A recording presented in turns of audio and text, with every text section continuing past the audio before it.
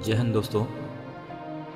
15 अगस्त पर सरल और दिल से कही जाने वाली स्पीच लेकर के आया हूँ ताकि हमारे वो दोस्त जो कि कभी मंच पर नहीं गए हैं, स्टेज परफॉर्मेंस नहीं किया है, उनके लिए थोड़ी सी आसानी हो। मैं कोशिश करूँगा कि साधारण सरल शब्दों का ही उपयोग करूँ। तो मैंने कुछ पंक्तियाँ लिखी हैं जो मैं आपके साथ शेयर करता हूँ। आप सभी इसको भी एक बार सुन करके आप 15 अगस्त पर अपनी स्पीच दे सकते हैं। तो शुरू करते हैं। स्टेज पर जाने से पहले आप हड़बड़ाएं नहीं, आप आराम से, सरलता से, शालीनता के साथ मंच पर जाएं। गहरी सांस लें। कोशिश करें आपकी स्पीच शुरू करने से पहले किसी श्लोक या शायरी को बोलें। इससे क्या आपका कॉन्फिडेंस अप होगा और आपकी जो पकड़ है मंच पर स्पीच देने के लिए वो बनेगी। आपकी जो पकड़ है स्पीच पर वो बनेगी। अतः आप एक अच्छी शायरी जो आप अपने भावों से बोल सकते हैं उसको ज़रूर बोलें। फिर उसके बाद धीरे से आप अभिवादन करें। वहाँ पर जो उपस्थित अधिकारी हैं या शिक्षक हैं या कोई और आपके जो अतिथिगण हैं तो उनका आप अभिवादन करें, दर्शकों का अभिवादन करें। वहाँ पर जो भी पब्लिक इकट्ठा हुई है उनका भी अभिवादन करें। तो मैं कुछ पंक्तियाँ बोलता हूँ, अगर आप चाहें तो इसको भी सुन करके आप इसको प्रयोग कर सकते हैं, प्रयोग में ला सकते हैं। शुरू करते हैं।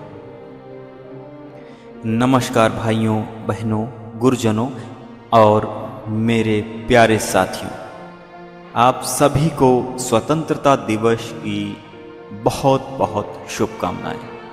आज 15 अगस्त है। आज के दिन हम तिरंगा फहराते हैं, राष्ट्रगान गाते हैं, मिठाई बांटते हैं और एक दूसरे को स्वतंत्रता दिवस की बधाई देते हैं। लेकिन आज मैं आपसे एक बात पूछना चाहता हूँ, क्या 15 अगस्त सिर्फ झंडा फहराने और मिठाई खाने का दिन है? नहीं, मेरे हिसाब से 15 अगस्त वह दिन है जब हमें 2 मिनट रुककर ये सोचना चाहिए कि जिस आज़ादी में हम आज इतनी आसानी से जी रहे हैं उसके लिए हमारे लोगों ने क्या क्या सहा होगा।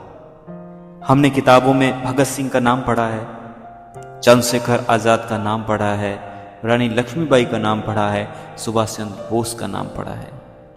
लेकिन आज़ादी की लड़ाई सिर्फ इन नामों तक सीमित नहीं थी।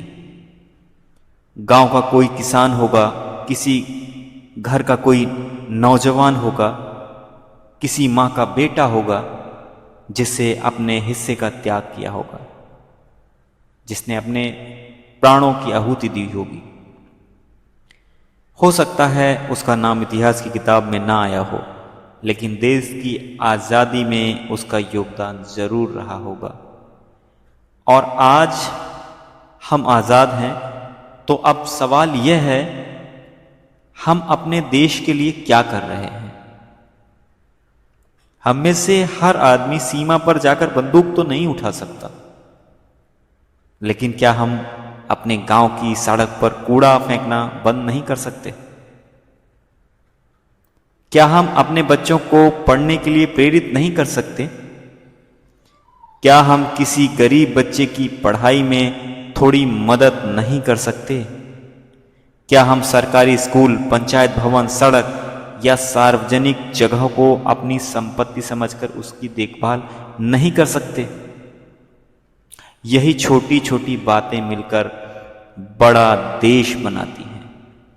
हम अक्सर कहते हैं देश को बदलना चाहिए, लेकिन मैं कहता हूं देश बदलने से पहले हमें अपनी आदतें बदलनी होंगी। अगर विद्यार्थी ईमानदारी से पढ़ेगा, किसान मेहनत से खेत में काम करेगा, शिक्षक ईमानदारी से बच्चों को पढ़ाएगा, व्यापारी ईमानदारी से व्यापार करेगा और कर्मचारी अपना काम ईमानदारी से करेगा, तो बताइए क्या इससे देश मजबूत नहीं होगा? बिल्कुल होगा। और यही असली देशभक्ति है।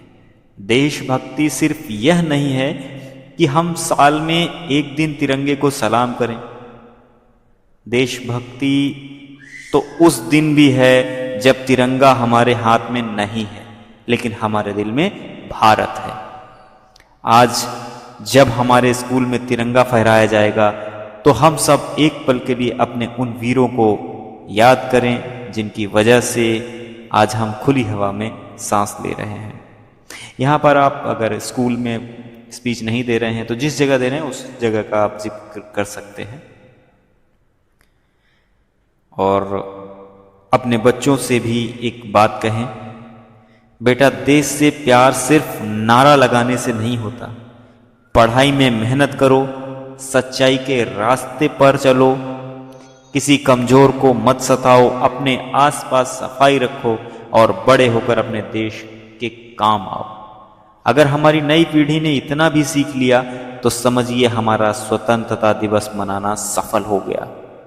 अंत में मैं बस इतना कहना चाहूँगा, हमारे पास आज़ादी विरासत में आई है, लेकिन आने वाली पीढ़ी को कैसा भारत देना है ये जिम्मेदारी आज हमारे हाथ में है।